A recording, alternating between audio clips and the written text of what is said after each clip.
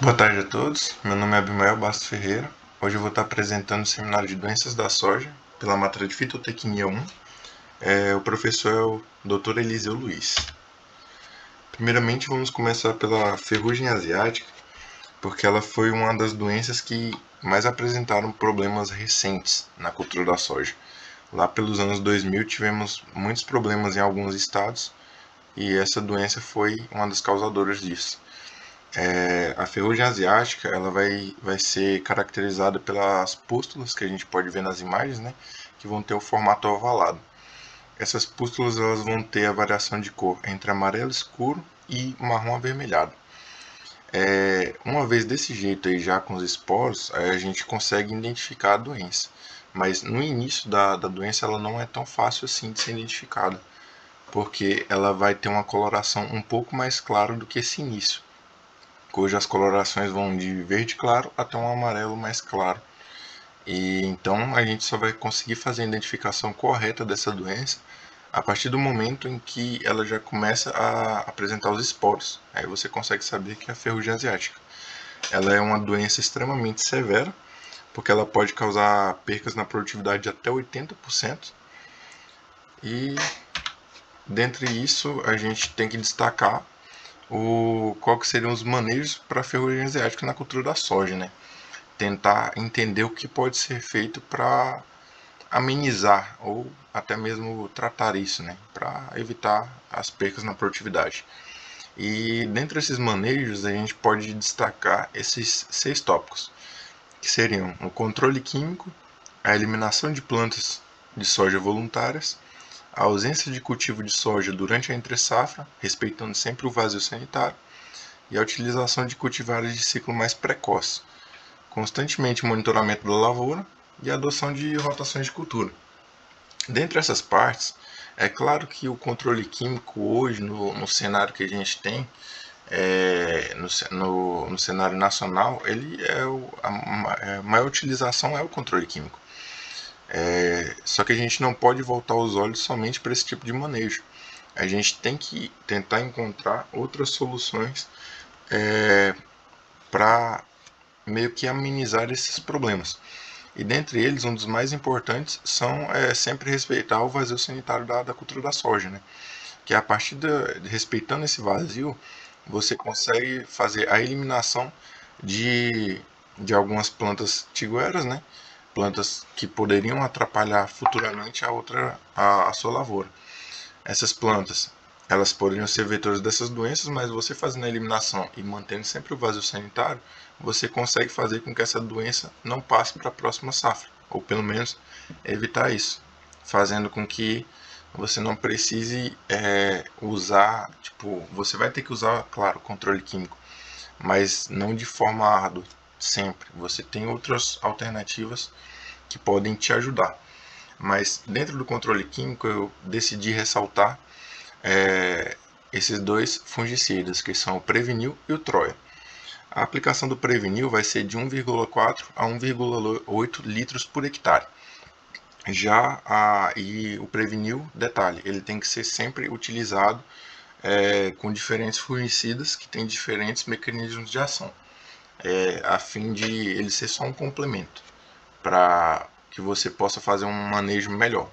Porque a partir do momento que você tem dois de diferentes ações, você tem uma certeza que você vai controlar essa doença de uma forma melhor. O outro é o Troia, em que você vai utilizar de 1,4 a 2,8 kg por hectare. Lembrando que todos esses dados das quantidades que serão utilizadas são de acordo com a bula de cada um dos produtos. O crestamento foliar de Cercospora. Essa doença ela vai ser caracterizada por essas manchas, conforme podemos ver nas imagens, de coloração púrpura ou meio arroxeadas.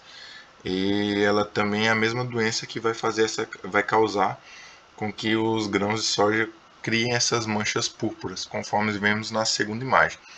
Essa doença ela pode reduzir em até 30% a produtividade e pode ocorrer em todas as regiões do país. E ela vai causar desfolha prematura e essas manchas que podemos observar.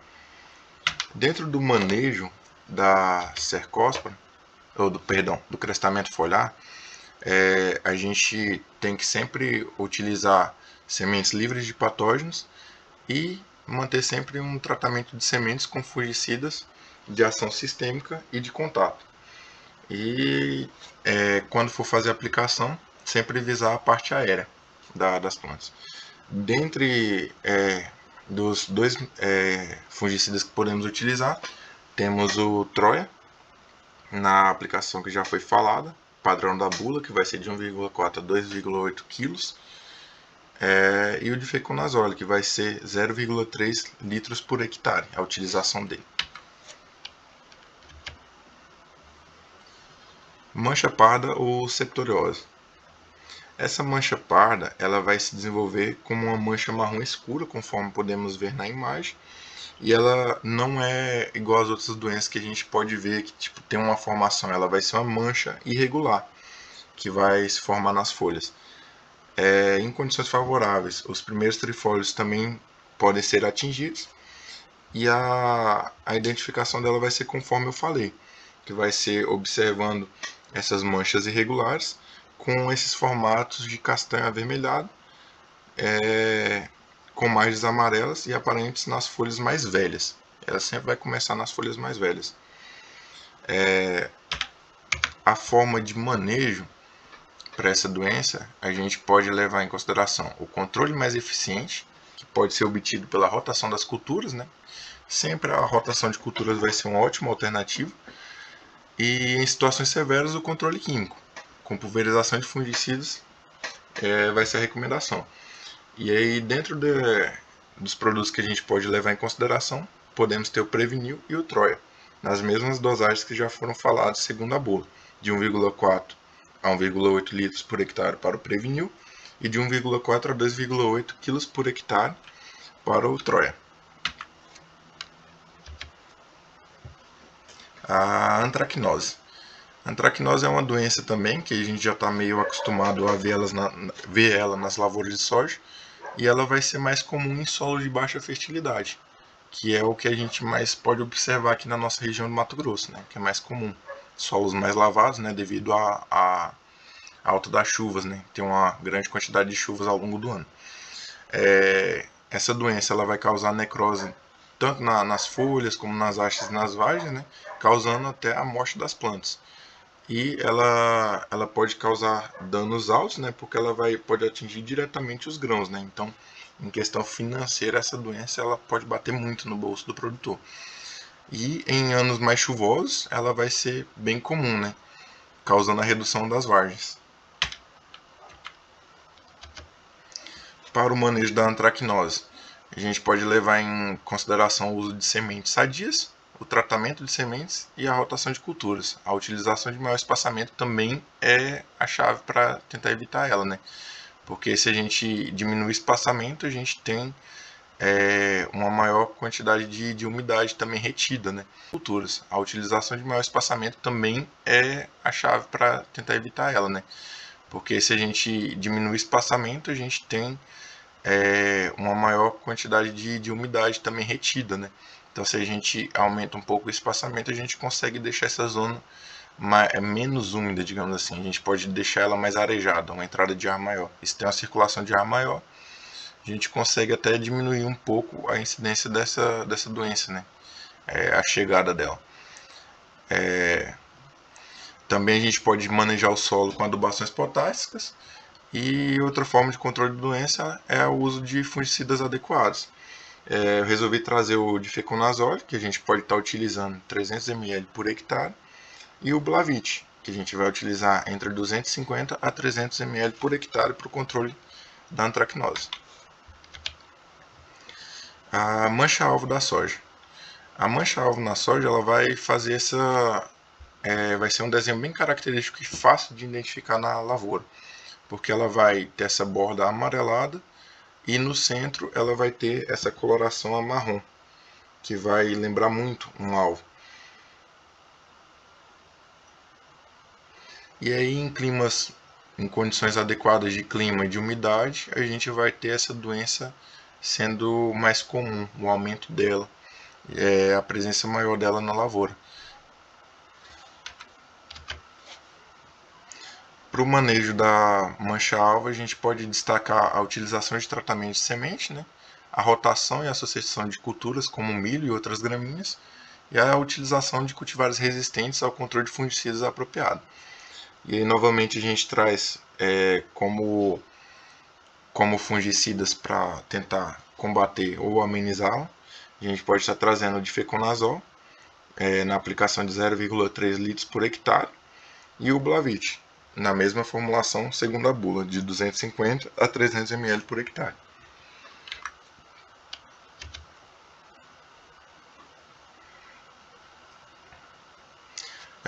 O mofo branco na soja.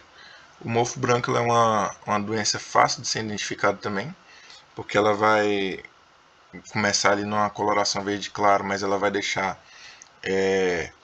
essas partes mais esbranquiçadas e o aspecto de molhado ou o aspecto de encharcado, por exemplo. E ele vai ser mais incidente nas plantas que já estão no processo de floração plena, lá por R2 e no início da formação das vagens, em R3 e R4. O que vai ajudar o desenvolvimento desse fungo vai ser a alta umidade relativa do ar, né? E as temperaturas amenas também vão favorecer o desenvolvimento dessa doença.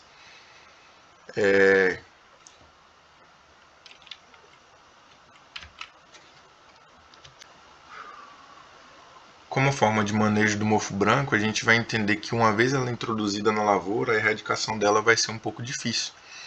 Sendo assim, é necessário a utilização de fungicidas apropriados. Dentre esses fungicidas, temos o Prumo, que a aplicação dele vai ser de 0,75 a 1 litro por hectare. E é necessário que a aplicação dele seja feita a partir do início do florescimento da soja. E o Fox X Pro, que a aplicação dele, segundo a bula, vai ser de 0,5 litros por hectare.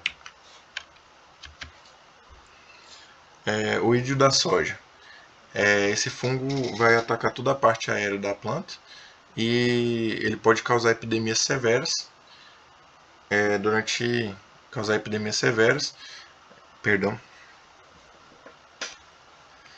O ídio da soja. Esse fungo ele pode atacar toda a parte superior da planta e ele pode causar epidemias severas. Ele é fácil de fazer a identificação dele porque ele vai dar esse aspecto de pó branco sobre as folhas.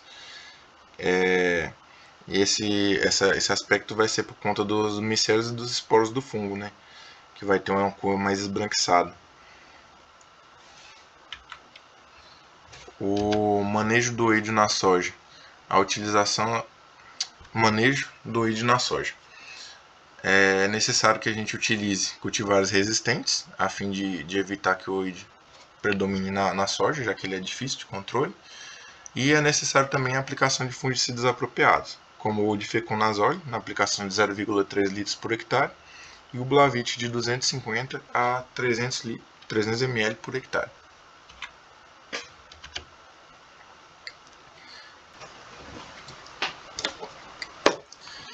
Nematóide das galhas. Esse nematóide ele vai causar esses engalhamentos, né, na raiz, essas formas meio diferentes que a gente pode observar na imagem, o que vai atrapalhar na absorção de água, né, e posteriormente vai causar um amarelecimento nas folhas da planta atacada e também um mau desenvolvimento. As plantas que sofrem esse ataque, a gente pode observar que elas costumam ter tamanhos menores, são pouco desenvolvidas e vão se apresentar em reboleiras, né? Alternativas que a gente tem para evitar isso é a rotação, né, a associação de culturas, utilizando outras culturas, né, de preferência culturas que não são atacadas por esses nematóides, e a gente pode utilizar dessa forma para poder evitar com que ele se prolifere na área e continue se disseminando ali, né? Como controles químicos, a gente tem o Verango Prime, que é um químico que a gente pode usar a 0,3 até 0,5 litros por hectare, e o Avicta 500F, que é de 60 a 75 ml por hectare. Nematóide das lesões radiculares. Esse nematóide ele também vai ser um pouco comum de se ver por conta do que ele faz com as plantas, né? Ele pode ser associado às podridões ou necrose no sistema radicular das plantas, né?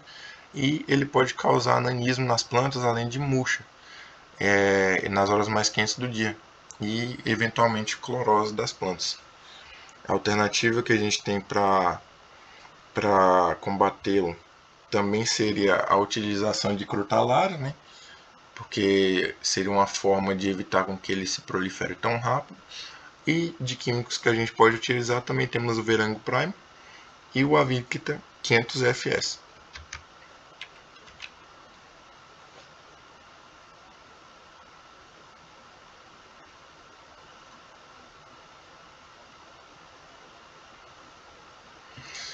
Nematóide dos cistos. Esse nematóide ele vai penetrar pelas raízes, né, da planta, e ele vai causar clorose na planta.